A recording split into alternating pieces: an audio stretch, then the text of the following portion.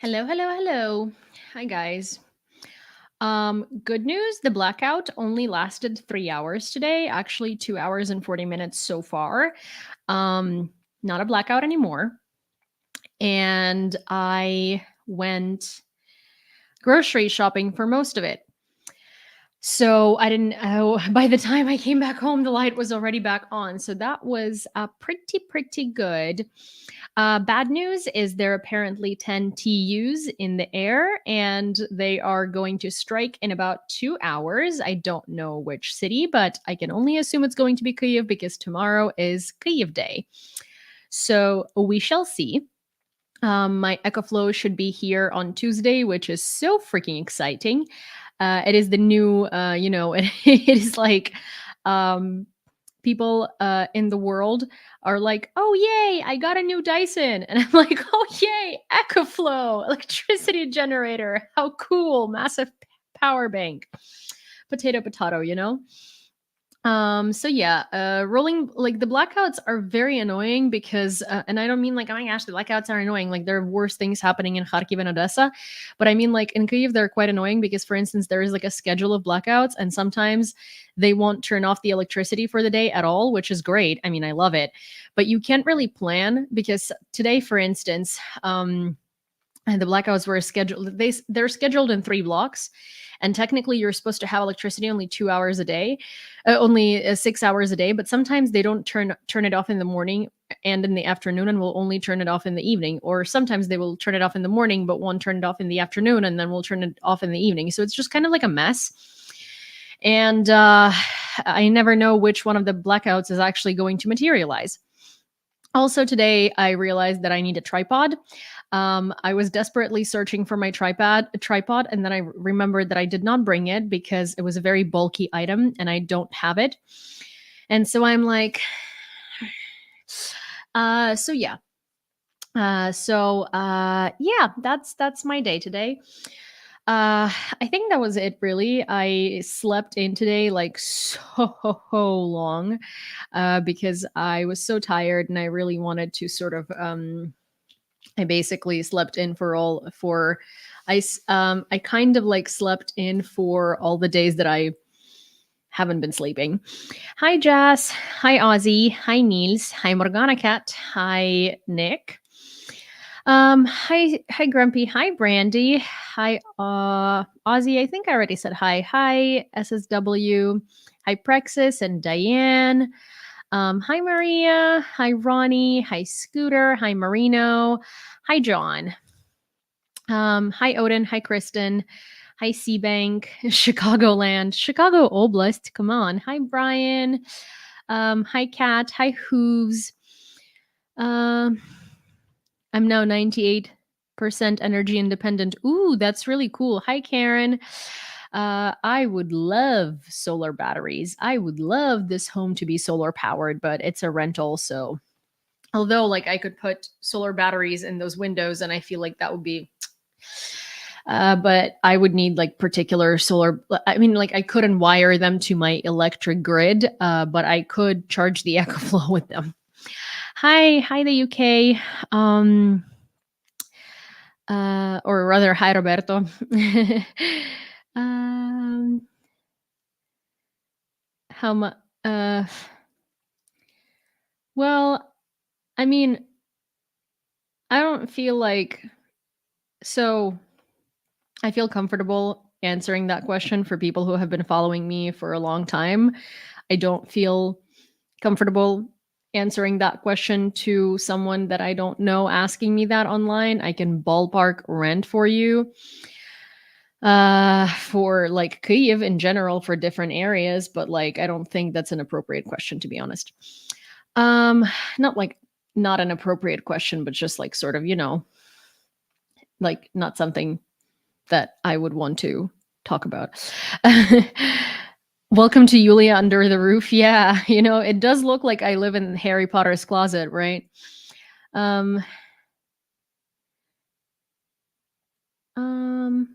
Hi, Kate. I'm not Kate, but hello. Hi, Fluffy. Um,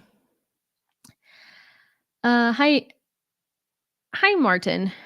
Um, Hi, Cheryl. Hi, Liquid. Oh my gosh, I'm like blanking so much today. Anyway, so in about 2 hours, I think there's gonna be an airstrike on Kyiv. Haha. Um, which is so um so fun. But we shall see. Today was a difficult day for Ukraine because well, there were strikes on Kharkiv. So here's the thing. Like before we jump into the news, we'll talk about Kharkiv in depth. It's okay. It's okay, Fluffy. It's really, really, it's really not a big deal. It's fine. But hi, my name is Yulia. It literally sits right there. But how many platforms? TikTok and YouTube. Has the weapons package arrived yet? In parts, yeah. They're not going to all arrive at the same time. Thank you, music. Hi, Netlin. Okay, so are you getting any sleep? Well, tonight I don't know, probably some, but generally, yes, I did sleep in quite a bit today because I wanted to compensate for all the nights that I didn't. Okay. Okay, so I'm going to talk a little bit about Kharkiv. So most of you who have been following me for a while know that Kharkiv is 30 kilometers away from the Russian border, which makes it so that no matter how good the air defense in the area is, which it's shit, it's going to be incredibly, incredibly, incredibly hard to take down any missiles and take down anything incoming because it's very close to launch points. It's very close to Russia. It's, again, 30 kilometers from the Russian border. Kharkiv has been getting barraged with missiles for the past 2 years non-stop. And recently, it was amped up. Like the shelling of Kharkiv was amped up to the maximum. And trust me, it was already quite maximum. So people who live in Kharkiv and a lot of the people that I know there who are volunteers or who are military, they all sort of joke when they say, oh, like the shelling has gotten much worse, as if it could get any worse. So it's one of those things where it's been so bad already that we didn't think it could get any worse, but it's been getting much worse. And in the past 2 days, two incredibly huge structures in Kharkiv have been attacked. So the day before yesterday, it was a printing company called Factor. So Kharkiv is generally responsible for about 80% of Ukrainian book printing. That factory was responsible for 1/3 of it. Every third book in Ukraine was printed by Factor. There were lots of casualties, lots of fatalities. It was a huge print house and it was completely and utterly ruined. Lots of Ukrainians have been going to bookstores that sell their books and their own, they have like a representative bookstore in Kyiv and buying books. And in Lviv as well, and in other cities, I suppose. I just know about Kyiv and Lviv because I live in Kyiv and my family is in Lviv and I'm from Lviv. So they've been telling me. Today, there was a huge attack on Kharkiv, and it happened in the middle of the day, and Russians were using guided aerial bombs, and they attacked during broad daylight a massive shopping center. It's Epicenter. So, for those of you who are American, think a Home Depot. They attacked a what's its face? Oh my gosh, I'm forgetting the names of things. What type of store is Home Depot? It's I'm forgetting words, you guys. Hardware. It's a massive, massive home improvement hardware store. So, and it's huge.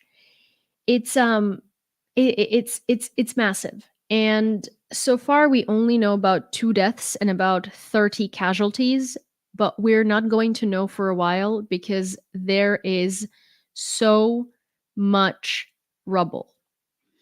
Imagine a Home Depot somewhere in the suburbs, so one of those really big ones. And epicenters are usually much larger than Home Depots too. Like there is also like a gardening unit, there is a home furnishings unit, and there is like they sell bathtubs, they sell tiles. So they're usually about 3 stories high. And it's just like a huge facility. Honestly, like I would say one epicenter usually is like 3 Home Depots stacked upon each other. And trust me, I've been to many Home Depots. And they attacked that. And the entire thing was up in flames. I can't even imagine how many more casualties there are going to be when they're done with the search and rescue operations. It just. It's just really, really, really bad. And again, this has been happening to Kharkiv every day. Hotel, like, so I want to go to Kharkiv to film a segment about my friends who are training soldiers there. I want to ask people about their daily lives. My father's friend's son is there as a journalist. So I've been wanting to do a trip to Kharkiv. And, I've been talking to my friends, and that was before the attacks intensified. And I was like, where would one stay in Kharkiv? And so my friends are like, well, so you stay either on the outskirts or you stay in the very center, because usually it's it's better that way. But stay in on the first story, don't stay in a building like on a third or fourth story. Don't stay at a hotel, because Russians target hotels, especially because there's not that many left functioning in the city. Don't go to large public gathering places like big stores or restaurants. Literally, bring food, stay at an apartment somewhere at an Airbnb on a low floor. And yeah, because in Kharkiv, first you hear an explosion, and then an air raid goes off, because it's so close that it's really, really hard to notify people about incoming danger, because usually danger happens and then an air raid goes off because it's less than a minute warning time. And again, if an air raid does go off before something hits or before air defense starts working, usually it's less than a minute of go time that you have to get to a bomb shelter. And people have been living in these conditions for over 2 years. It's horrifying to like an enormous level. And it's really, really, really maddening and really sad, because most people who live in Kharkiv have gotten used to these conditions. And that is their normal.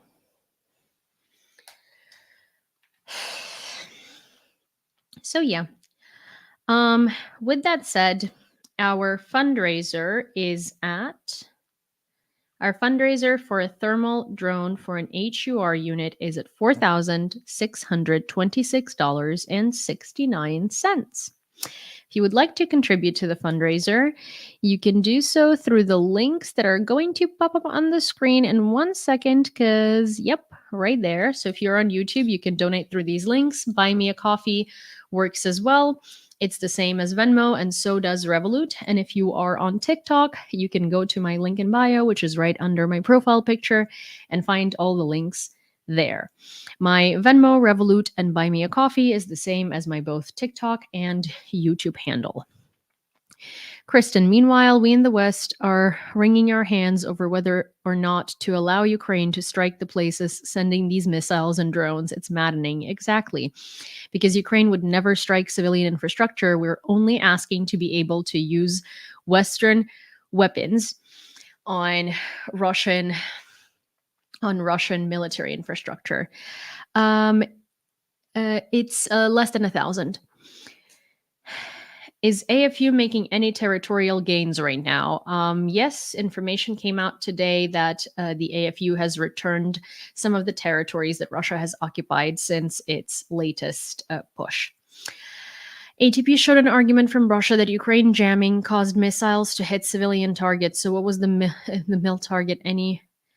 any near the mall. This was a glide bomb, GPS guided. This was guided aerial bombs, and Russia literally always lies.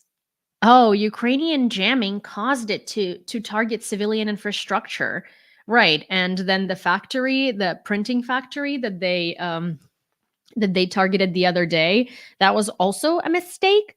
And then all the hotels with journalists and cafes and restaurants and houses that they've been targeting for the past 2.5 years consistently, that's also just a mistake.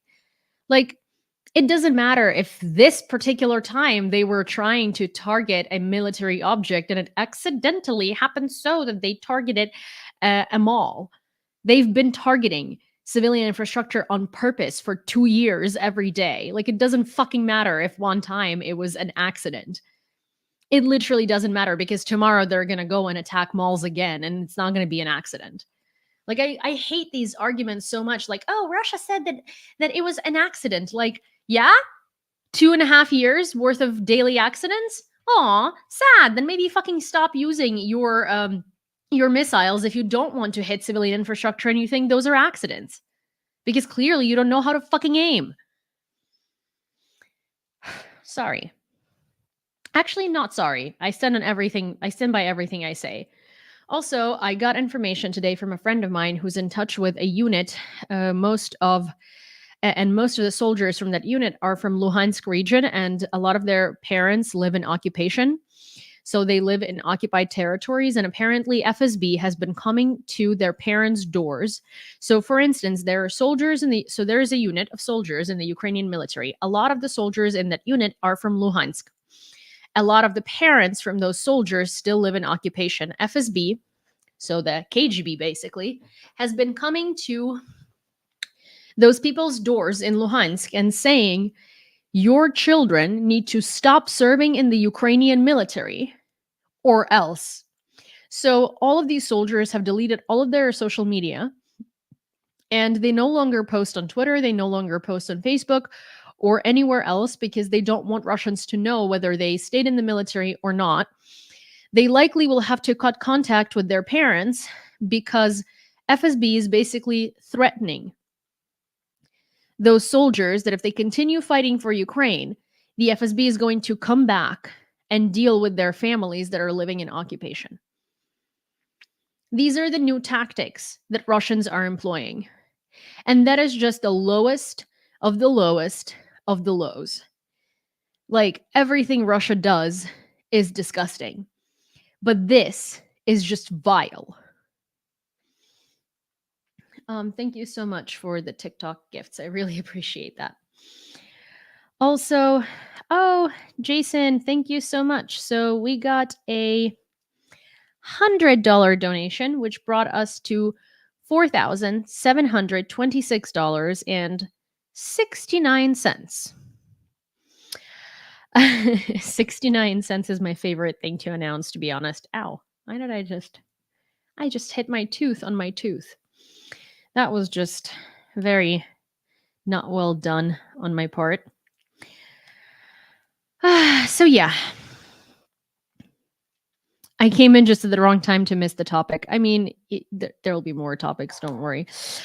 There is quite a lot to talk about.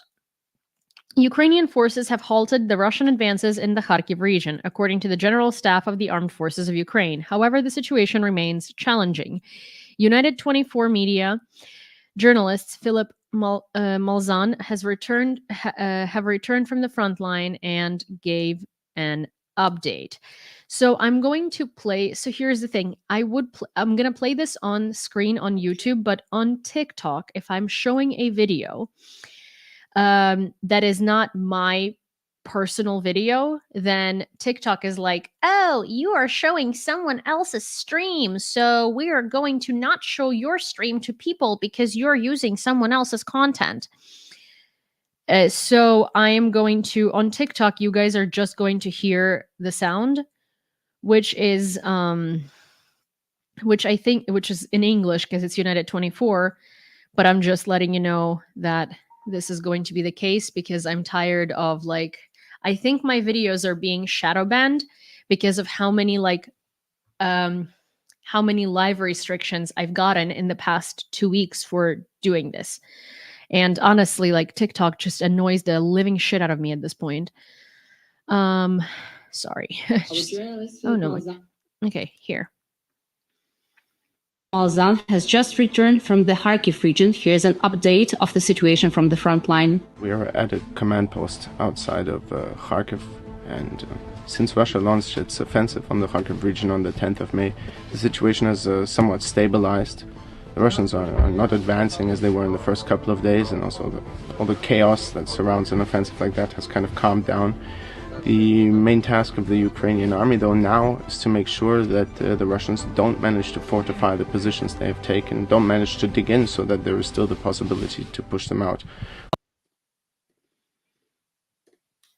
So this is as much of an update as we're getting from United 24. She didn't mean it, TikTok overlords. I definitely meant it. And so on YouTube, there is a question of how much is left to close the fundraiser. So we're at $4,726.69 out of $5,500, roughly. Well, the thing is, like, some drones are like 5,450 and some are 5,570 because the price fluctuates, because like like we're not allowed to technically import DJI into Ukraine, but it is usually around 5,500. So that's the amount that I averaged out, basically. 1 second. Sorry. Yeah, I mean, hi Lars. I always tell it like it is. I think I'm incapable of filtering things, but yeah. So I was wondering why my videos, and so here's like the situation that I've been facing recently, and I was talking a little bit about it yesterday. So one of the things that so my TikTok usually averages out in views and about 30,000 views per video, which is important because which is important because the more people see these videos, the more people know about Ukraine. And I try to do like important updates. I try to break Russian propaganda and stuff like that. Lately, my videos have been climbing to like, I don't know, maybe 700 views in like a day and a half, which is insane. And it's not about views, right? Like, it's not about the fact that like, it's not about vanity about views, right? It's about information getting out there. And I was like, what the fuck is happening? Because most of my videos on TikTok, if you look at it right now, are at about 700, 800, 1,000 views. It's like, it's wild. And I was just like, what is going on? And I realized that I've been doing TikTok streams for the past 2 or 3 weeks where each stream gets restricted because of like using material that doesn't belong to me, or like copyrighted, or like licensing, whatever, which is not true. I actually have full permission from United 24 to use their videos and streams. And so do most people. Like, they don't copyright they don't copyright the reuse of their videos. They're out there specifically to be shared. But alas, so I'm going to try to avoid getting restrictions on these lives, because not only are my lives on TikTok then not shown or recommended to people, but I also get punished by like my videos literally not being shown to anyone, which is just like, like I am, this platform annoys the living crap out of me at this point, because I'm not stealing someone else's content. I am showing some videos to show the news, which is just like fair use because I discuss them, and it's not like my entire stream is just someone else's stream. No.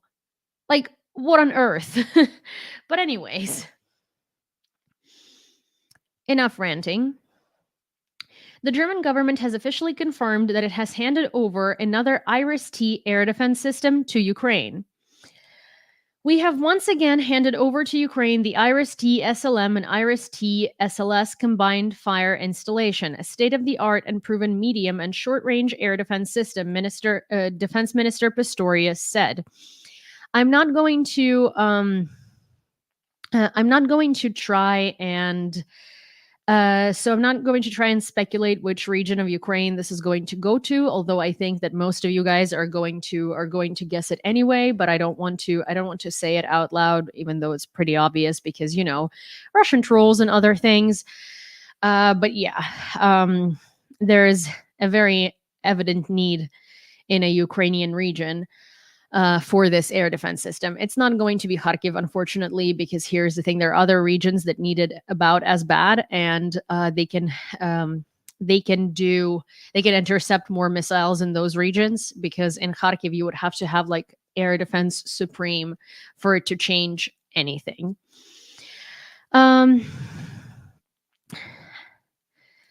Seth, 1984, do you ever feel like the uber rich might rule the world by having a military industrial complex cabal that plays at fighting each other but are secretly on the same page? Just a question. I mean, I think the uber rich have been ruling the world by ruling the world.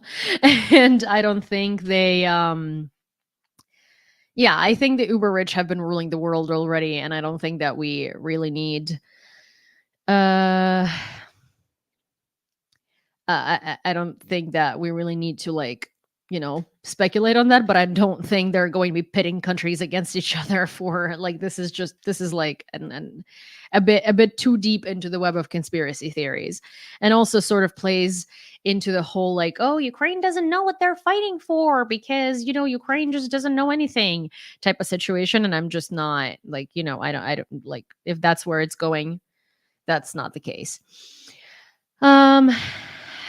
Oh, wait a second. Also, we just got a $700 donation from Jason over here. Oh, sorry. I accidentally put 200 plus 500, which brings us to $5,426.69 and about $24.31 away from goal, which is wild. Sorry. that was a very random noise to make for no reason. Thank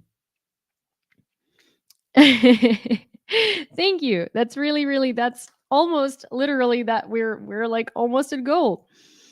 Thank you. Also by Jason, I'm going to here. I do need to, I'm kind of going to put you on blast over here for a second because it just, you need it. Here. Da-da-da-dun. This is our $700 donator. And also $100 before that, so $800 to be honest. That's thank you. And also we just got a donation of $6.88. Sorry. What did I just do? $8.69. Sorry. $5,424.69 plus 6.08, which brings us to $5,430.77. And Smart Voraham, I don't know what's blast. I need nothing. I know, but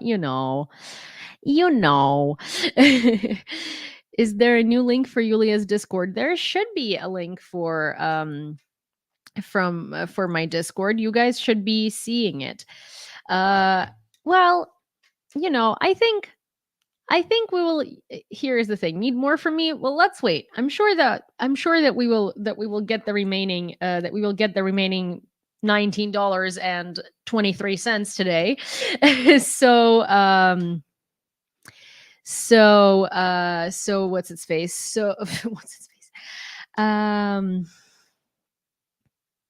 I'm sure that this is something doable, and you don't need to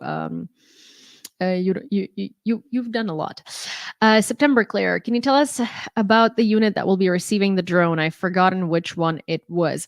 Yes, so it's an HUR unit. HUR is the military intelligence of Ukraine. It was actually a request through a friend, well, not a friend, through an acquaintance of mine who used to serve in this unit. And now he tries to volunteer and supply them with drones. So he usually, because he doesn't serve anymore, he has the ability to drive in and out of the country.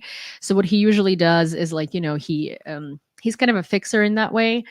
So he knows where to find drones. He knows where to find things. He knows how to connect people. So he asked me if I would be willing to fundraise for a drone because they need a drone, and he will be the one basically going and getting it. So there is a situation right now at the border which isn't necessarily talked about, and I don't know why. I guess because it's just like it's not necessarily like a border blockage of any kind, but it's more of like a logistics for import situation. So a lot of the like large battery. So first of all, DJIs are not supposed to be imported to Ukraine because DJI banned it. But like, okay, so usually most stores that sell them do not reveal their suppliers and stuff like that. But something had changed in the import rules like by Ukraine, where now like things with large batteries in general, like electronics with large batteries have a really hard time getting into the country because they changed the way that you can bring them in. So, for instance, it's hard to bring in drones. It's hard to bring in like EcoFlows. It's hard to bring in, I think, like large electronics, like maybe like, I don't know, an iMac or something like that, unless you're a person traveling with it. But if you're a company with like logistics shipping it, it's all been stuck. So for instance, I had to cancel the drone that I ordered on April 22nd for Chosen Company. And because I ordered it on April 22nd, the reason why we haven't had an update on the drone, which we're getting an update now, is this one is going to be much easier and is going to happen much faster because the person who requested it is the person who's also going to go out of the country, buy it, and come back. But with this one, what ended up happening is I ordered it on April 22nd. The reason why I know this date is because I've called them so many times, it's not even funny.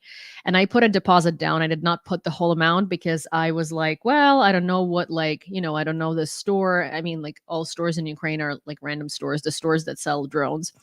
Large carriers usually don't because they don't want to take on the responsibility of like getting fined for bringing in like illegal cargo.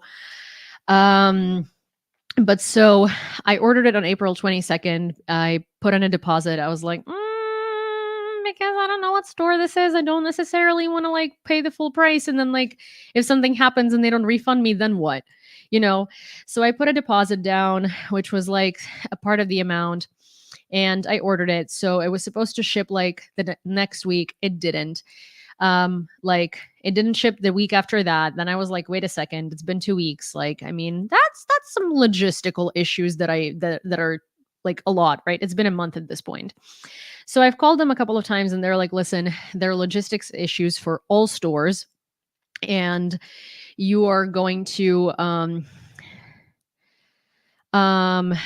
there can you ship drone parts, aka build a drone? So we're getting there. So basically, like at some point you had to buy drones in Ukraine through like fixers because they knew where to get them from. And then at some point some stores started carrying them, right? Like, I mean, under the wraps. And they would be like a little more expensive than they are abroad. So basically, there is a huge, like there are a bunch of shipments of DJI drones stuck at the Polish border due to like new rules and regulations and like whatnot. And there is only a limited amount of drones in country. And those that are in country are like skyrocketed in prices because like they're in country and supply demand type of situation. So I basically canceled the drone like last week because we agreed with my contact at Chosen Company that we would wait because it was like good price, and stuff like that, and we didn't want to like cancel it. So I canceled it. I got a refund 2 days ago, and I'm basically now my like options are I'm either going to send the money to my contact and have them, like chosen company, figure the drone out for themselves, which they multiple times didn't really want to do because it's a hassle. Or what I'm going to end up doing is I'm going to use this same fixer for the HUR fundraiser because he's going to be going out of the country to get the drone anyway, to get 2 drones. So yeah, this has been my drone journey. And this has been my electronics journey in general, and it hasn't been fun. But looks like things are gonna look up with this one. We need to seize the means of drone production. DJI is Chinese, CCP controlled. Yeah, I mean, like everything coming out of China is CCP controlled. Also, I'm seeing people are having issues joining Discord. I'm seeing people are having issues joining Discord. I don't know why. Ozzy, could you please help out with that? Oh, you were ready. Okay. Also, Kat just sent $19.23, which brings us to $5,450. Or sorry, we're done. We're closed. We're good.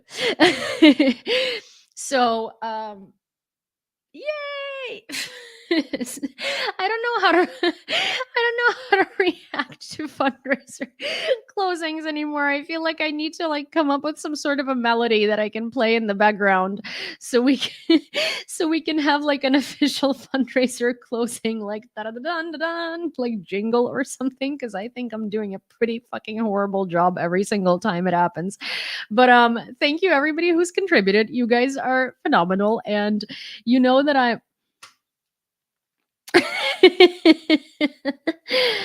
I'm sorry. To that amount, 69 cents has just been added because, of course, Maxtrax cannot leave it be a normal, rounded, lovely little amount without the fucking 69 cents tail.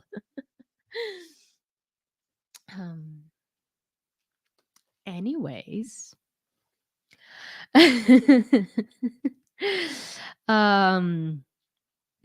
You're welcome. Yeah. You think you're funny, huh? It's for tax purposes, maybe. No, it is all money. Listen, I'm mostly joking when it's like the 69 cents thing and I give shit to it. I mean, listen, every donation is a very necessary and very appreciated donation. We just have this sort of banter thing going on where every time it lands on not 69, Maxtrax over here on TikTok has to even it out to 69 because, you know, adult men. So adult, such men. Okay. For anyone who's having trouble joining Discord, please talk to Ozzy because he's a wizard and he's really good at it.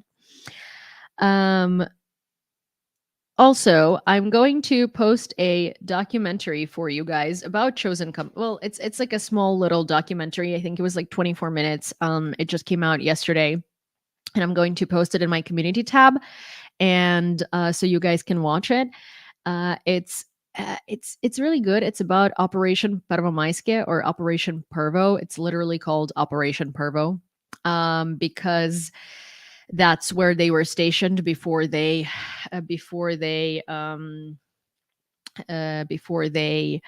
separated from 59th Brigade and started doing a different thing. I couldn't watch that documentary because there is a person that I never want to hear from again. And they have like a really specific Australian accent. And there is an Australian fighter in this documentary that sounds, and I mean exactly, and I mean to a T, same accent, same timbre of voice, just like very similar to that person. And I was like, and I listened to it for maybe 2 minutes and I was like, okay, I can't do this anymore. I'm literally having like light PTSD from this. So it is a good documentary from the bits that I did hear that did not include that particular Australian fighter that did nothing wrong. That did absolutely nothing wrong. Oh, right. Scooter, wait, you sent 1923 and Kat sent 20 and it came at the same time. So I thought that it was Kat because she was like, check PayPal. Okay, so we are actually $20.69 over the goal, which that $20.69 is going to roll over to the next fundraiser, whichever that one is going to be. So yeah, so I'm going to post this documentary. I know I'm like downselling it because I'm like, oh, I couldn't listen to it because of this Australian man. Um uh well, it is a very, very interesting little documentary about how they defended Pervomaiske, which was like, very close to Avdiivka, and Russians were really storming it and like putting it on blast, and it was a very difficult area to be in. But I just it's no it's I don't hate all Aussies, okay? I just severely dislike that one person, and this other, I'm sure, very nice person who was in this documentary sounds like exactly like this person that I really don't want to like have anything in common with. And I mean like voice, accent, like literally like down to their timbre of voice. And so I was just like, it felt like this person was in my apartment talking to me. And so I was like, I really don't want to do this. I don't hate Aussies. Aussie tea over here is fantastic. Wait. Maria, did I miss? I think I've announced. Oh my God. Yes. Yours came over. So, okay. So, you guys, thank you for letting me know because. No, not ex-boyfriend. Oh my God. Thank you for letting me know because some of the PayPals literally came at the same time. So the notification that I saw on screen was just one of them. So there is also two things to celebrate. So Maria sent $57. So that's also going to roll over to the next fundraiser. So it's going to be $77.69. But it's also Maria's birthday today, for which she decided to, and in honor of which she decided to donate for the drone. So happy birthday. And oh my God, you guys, when it's your birthdays, tell us because, it's, hey, like I think we used to do this on TikTok all the time, but we would like, if it was someone's birthday, we would sort of like send a little, what are these emojis, like the little, like birthday hat type of thing, and cheers. And I think it's very nice because, we're like, at least I consider this community to be very supportive and very tight knit. So if it's someone's birthday, it would just be very, very, very nice. To fill the feed with just happy birthday wishes. But yes, happy birthday to you. Wait, this is awful. Let me redo this. Happy birthday to you, which is also awful, but it's okay. Happy birthday to you.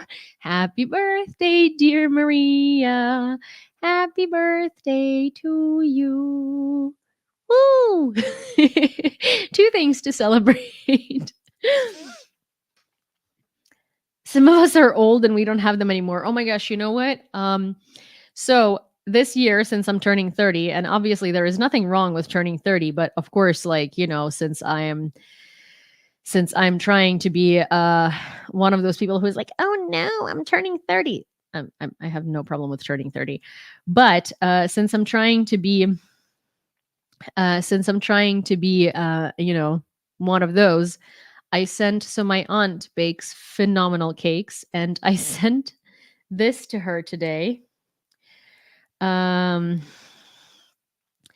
I was like, this is the only inscription that I'm going to accept on my cake this year, and I will show it to you in Just a second. I just need to find my conversation with her.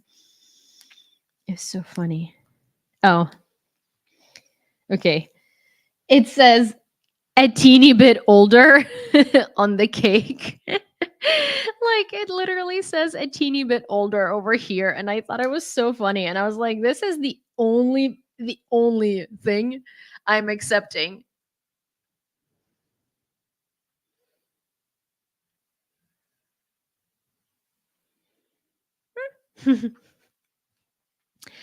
So yeah.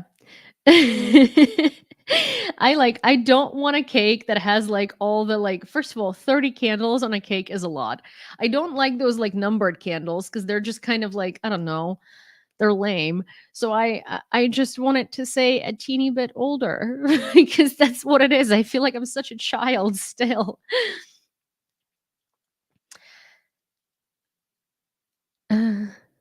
Like the stream, please. Oh yeah, please. If you haven't liked this stream yet, please do. Okay.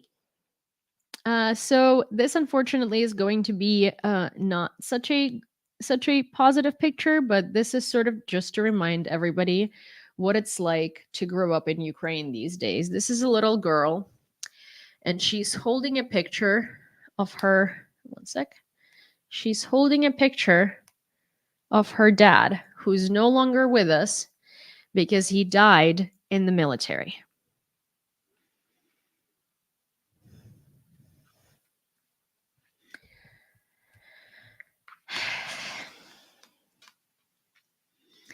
And that's, a very normal thing for Ukrainian kids these days. The G7 is laying the groundwork for using profits from frozen Russian assets to help Ukraine, according to a draft communique following the meeting of finance ministers in Stresa, Italy. We are discussing potential schemes to raise emergency proceeds from frozen Russian sovereign assets for the benefit of Ukraine. We confirm that in accordance with our respective legal systems, Russian sovereign assets in our jurisdiction will remain frozen until Russia pays for the damages it inflicted on Ukraine. The draft states. Canadian Finance Minister Chrystia Freeland acknowledged progress in the negotiations. We're not there yet, but I'm very optimistic that we will get there. Thank you, Randy.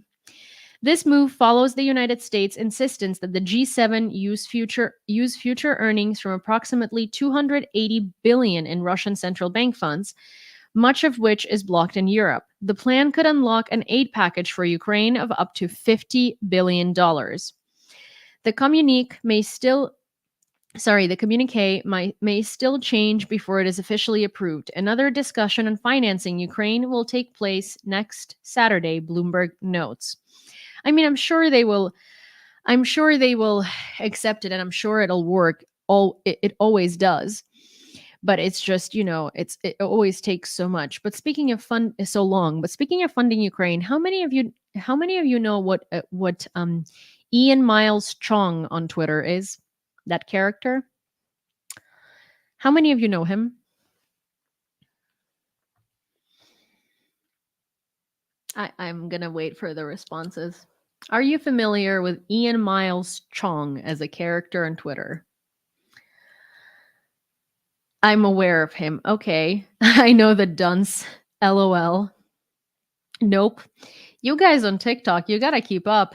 He is well, how would I explain him?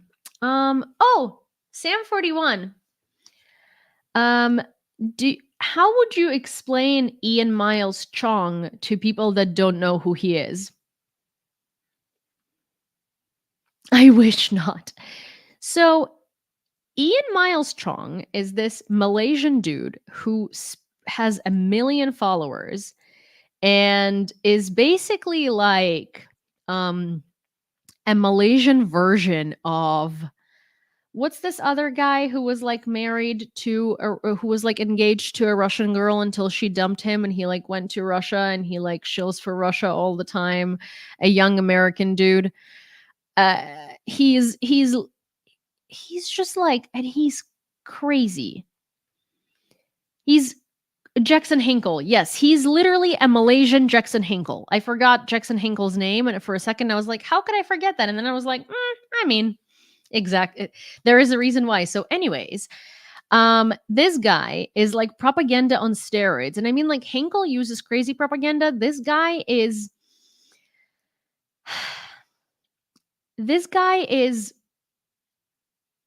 if Brain Fry was a person, and I mean it, like, he's a moron. And all of them are morons, but this is like a whole different level of moron. It's like if Brainwash Brain Fry was a person, it would be him. No, he is Malaysian, Randy. He is Malaysian. But you guys, when these people find me and they start, like, trying to get to me and be mean to me, I love it. And I consider that a very big indicator of doing things right.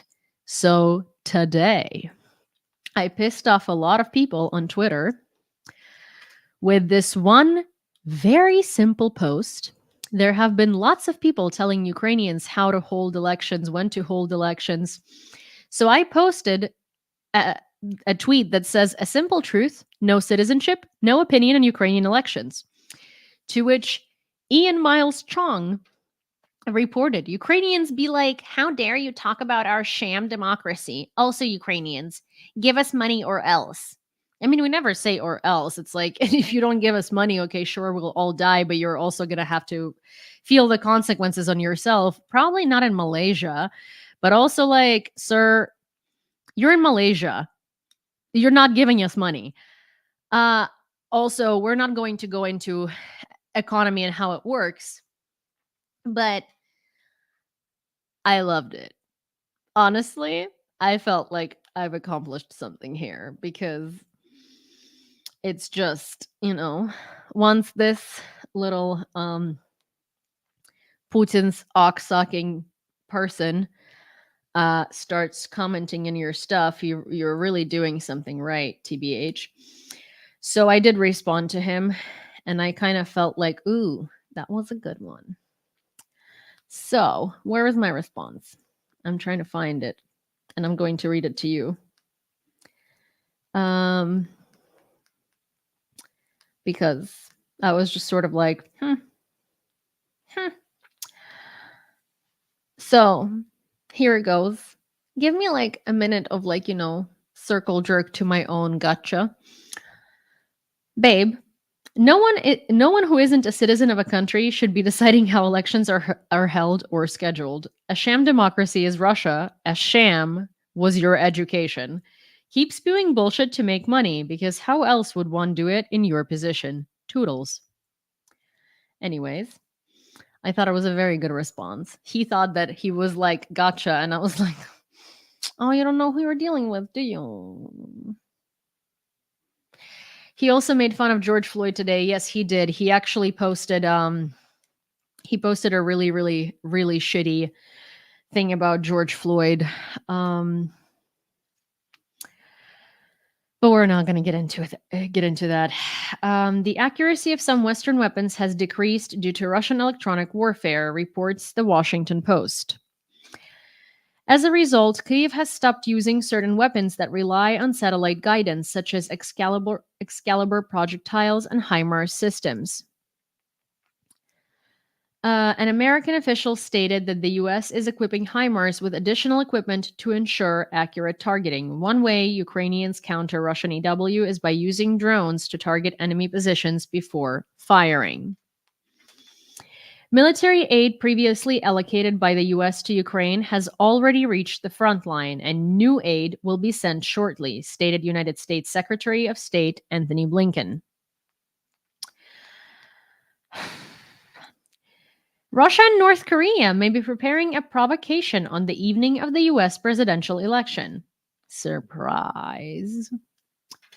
U.S. officials are bracing for North Korea's most provocative military action in a decade ahead of the U.S. presidential election in October, possibly at the urging of Russian President Vladimir Putin. The Biden administration is increasingly concerned that a deepening military alliance between Putin and North Korean leader Kim Jong-un could greatly expand Pyongyang's nuclear capabilities and heighten tensions in the Asia-Pacific region. Putin is expected to visit North Korea in the coming weeks to meet with Kim, and US officials predict they will strike a new deal to expand the transfer of military technology to Pyongyang. Oh my God.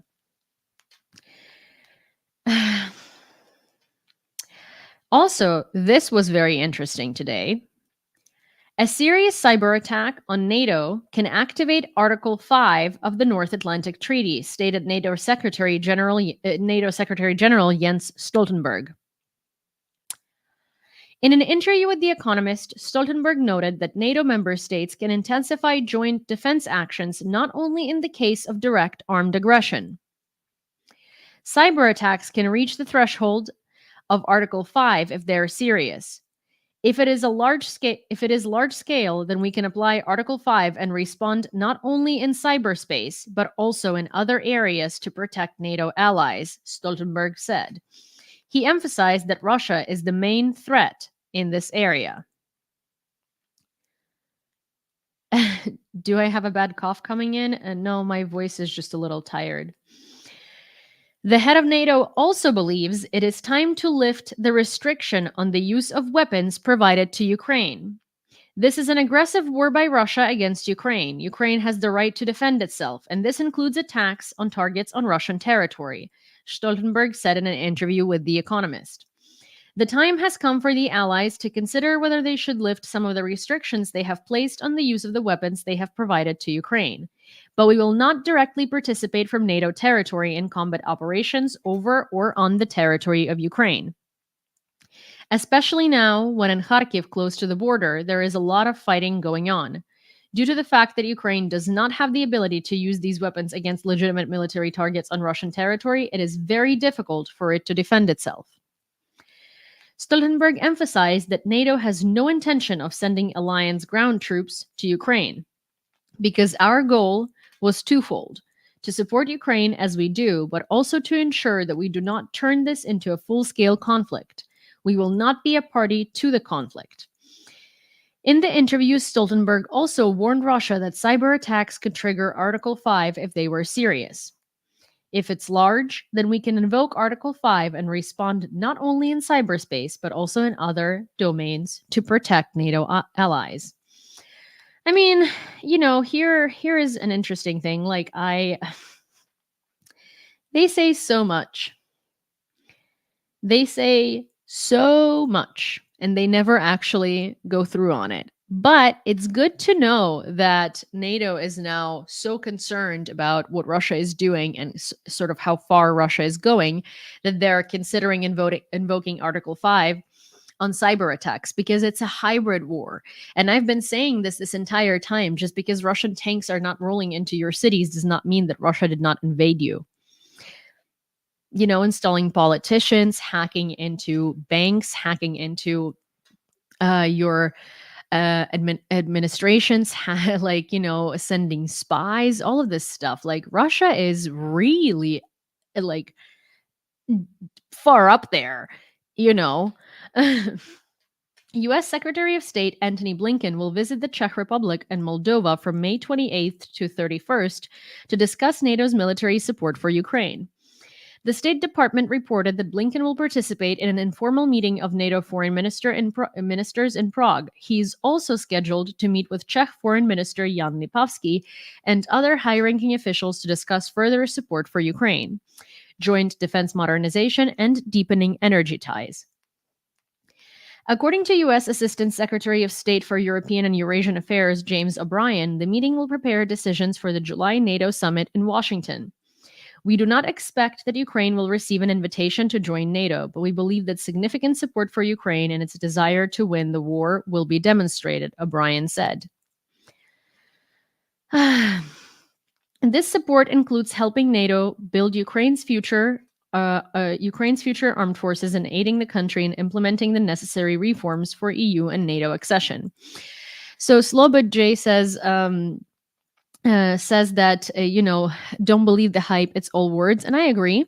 One of the things that I do want to say, though, is that it's not really believing the hype. It's just that these words, even if they're just words, do indicate that NATO is starting to see, even if they're just saying it, right? They are starting to see that Russia's invasion of NATO countries is not only an invasion through military means. So at least the recognition of that is already a step forward.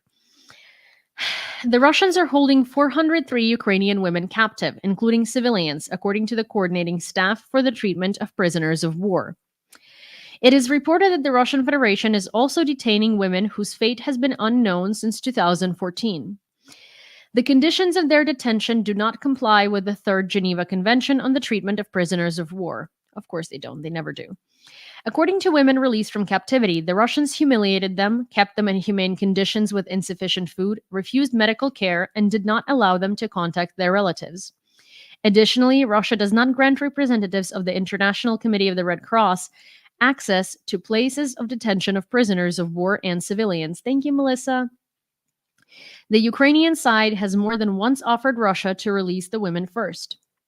But instead, the representatives of the aggressor country engage in manipulations, in particular by publishing various lists. Behind all of this is the reluctance to continue the exchanges, the report states. The headquarters emphasized that women, as well as seriously wounded and seriously ill individuals, should be freed from captivity or repatriated to neutral countries as a matter of priority, according to international humanitarian law. However, Russia ignores this. Well, I talked a little bit about what happens to women in Russian captivity on the previous stream, and if you're interested, I do think that you should watch the one from yesterday or the one from the day before, because we do go into the topic of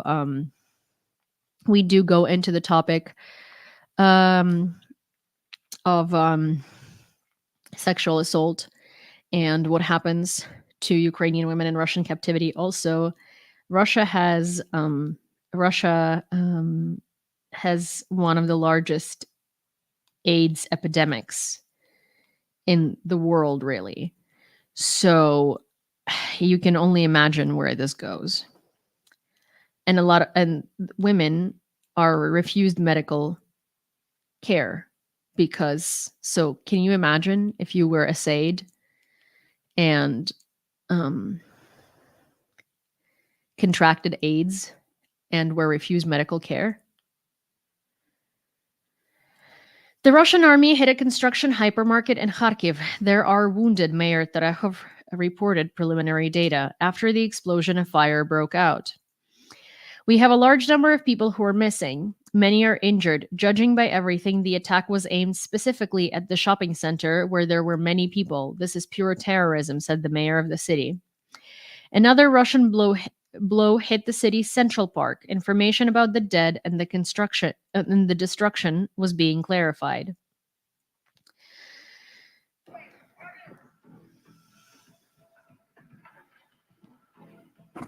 This is what's been happening.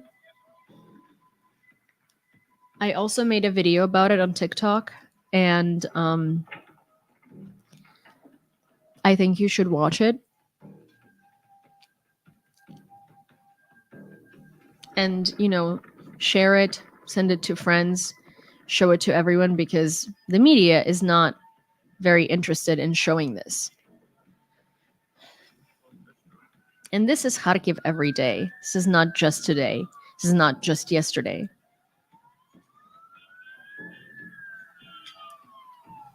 It's been pretty much every day for the past 2 years.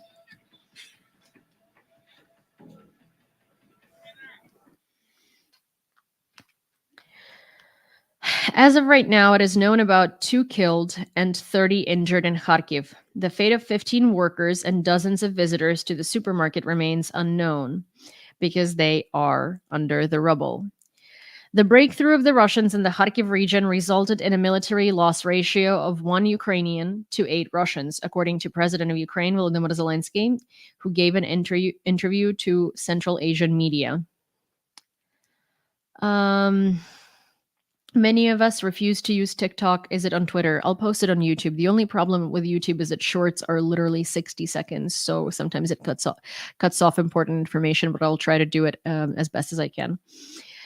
I constantly receive analytics. 2,000 to 3,000 Russian families lose their children every week. A ceasefire is very dangerous for us. Since 2014, where the Russians stood, they have been tightening up their equipment and taking several steps forward. This is a creeping occupation. After Normandy 2019, artillery and heavy weapons were not fired, but the Russians sent a line of snipers to the contact. One of the leaders told me, let's stop the fire for a while now and see. I said, okay, but who's responsible for ensuring the Russians will not bring equipment to our territory? He said, we will see with satellites, etc. I replied, and how will you stop it physically? They will arrive in a day and you will call them to order for a day, referring to the agreements that were made. The Baltic countries are next under attack. You can try to check NATO's reaction to the Russian invasion on them. Moldova and Kazakhstan are also the closest targets of the Russian Federation. No Central Asian country can have a military and strategic alliance with Russia or Putin. The CSTO and other structures are an opportunity to influence your countries. The Kremlin only needs an excuse to occupy. In 1991, we gained independence, but we did not fight for it. Past generations struggled, not always successfully. Independence is in your mind, that you're a free person, and I advise you to overcome this path already so that you don't have to fight for it later, like we, Ukrainians. How can Putin avoid isolating Russia? By dividing the world.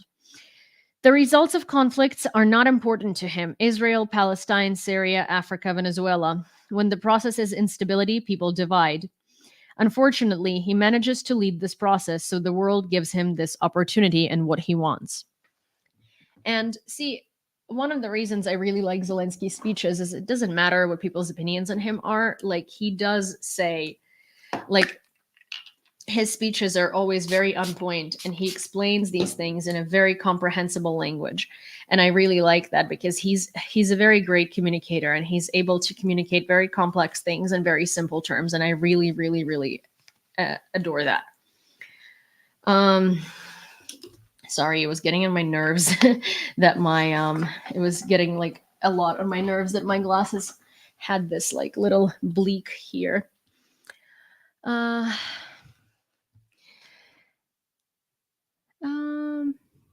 Hello. As of 8:59 p.m., which is about 5 hours ago, there were 40 wounded and 4 killed after the strike on Epicenter. And I mean, I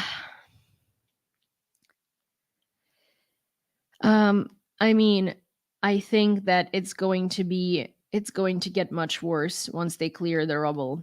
It's going to be much, much worse.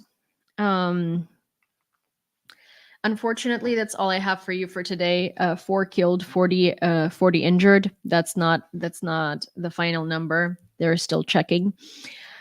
Also, my dad has received information from his you can post a link. My dad has received information from his friends at the front that Russians have been doing assaults literally on motorcycles. Like, they drive in on like mud bikes or mountain bikes with rifles. And that's how they storm positions, which is, they will do anything. And that's crazy, dangerous, and really scary. Okay, I will see you guys tomorrow. I hope that there is not going to be an airstrike tonight, but I doubt. I think there is going to be a pretty large scale one. The 10 TUs, the 10 TUs took off. The air alerts that you've been seeing for Kyiv Oblast are because of UAVs.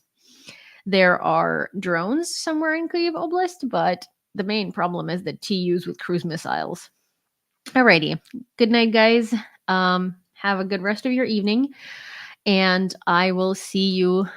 I will see you later.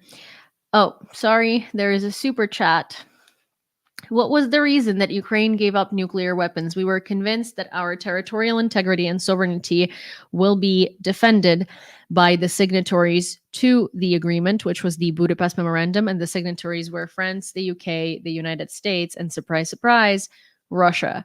So if we agreed to give up our nuclear weapons, we were guaranteed that our territorial integrity and sovereignty would be protected.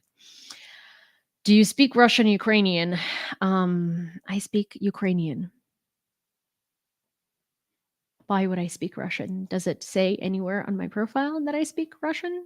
It's an English-speaking live of someone whose bio says Ukrainian.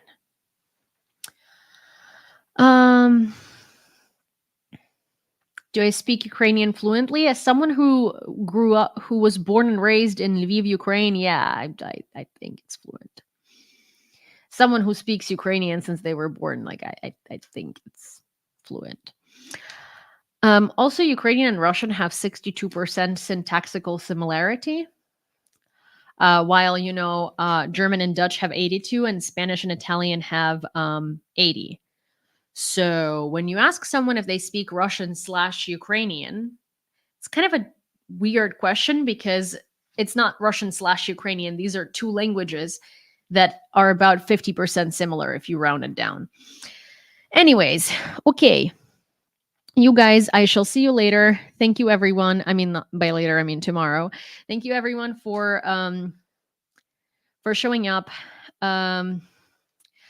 And Yulia, do you speak Ukrainian? Well, yes, I do. Thank you, everyone, for showing up. I adore you, and I will see you tomorrow. And yay, we closed the fundraiser for the drone, and I cannot wait for all of the drone import issues to be resolved. Okay. Love you guys. See you tomorrow.